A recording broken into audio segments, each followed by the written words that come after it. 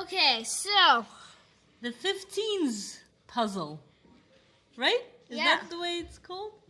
I remember playing it as a kid in the plastic version. yeah, and I actually programmed it.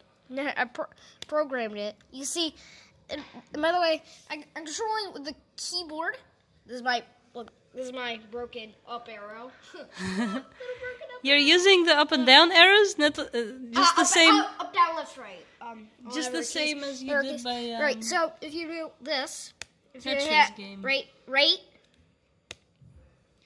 Yeah, so that's the empty space. right, left, up. Woo! What actually happens if you hit up, down? Whoa! Let me just move these up again. Ooh! Oh boy!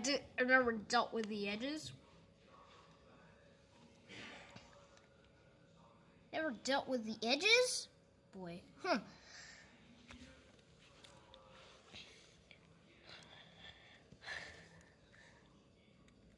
Let me just put these back. So Now you gotta put the 14 before the 15. yeah. But you can't do that because you can only slide a neighbor of that empty spot to the empty spot. So. But normally, what you would expect to do is drag the actual stones with the numbers on them. But actually. But you move the empty space. Do you know? Yeah, which way? actually, look, it actually automatically knows what cell to move. So basically, the cell that's left is going to move to the right. Yeah. So if I hit the right, you can see it's there. And can you also solve it? Do you think? I don't know. I'm really bad at this game. Can you show a little bit of the code? So here are my variables. Ooh, boy. I think you're blocking the light or something. So I got these variables. They're just to set up the grid, and I also just have a variable to set up the font. Then I got a setup function over here. I'm basically just looping through all the cells and just like setting to 1 through 16. Then I'm setting one. Then I'm swapping the 14 and the 15, and then I am just setting a cell to 0 so I can get in the spot. Yeah. And where did you get the idea from? And I also got a font. Here I'm just drawing the grid.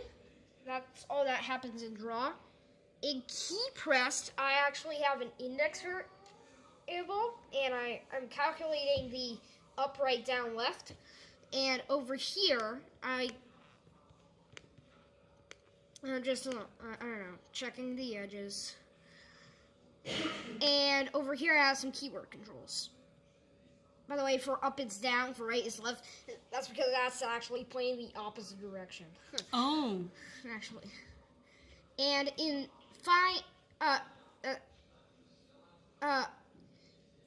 even though still when you press right, it moves to the right.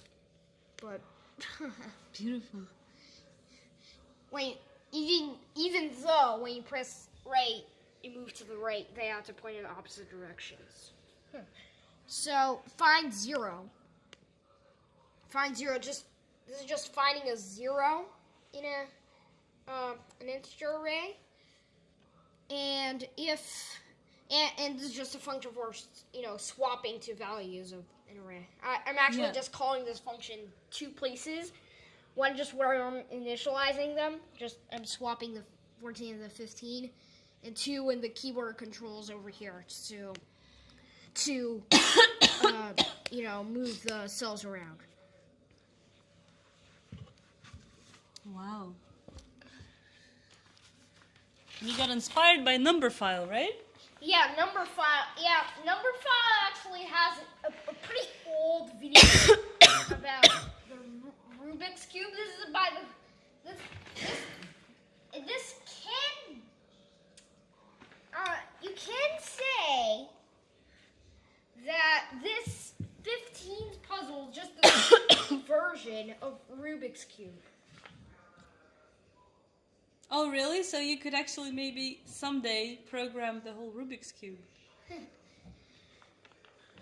A three-dimensional one. Yeah. Not the fancy, whatever we once saw a video about, like a six-dimensional Rubik's Cube or something, you know?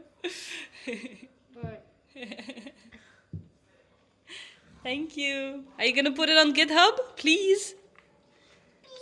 Please, pretty please.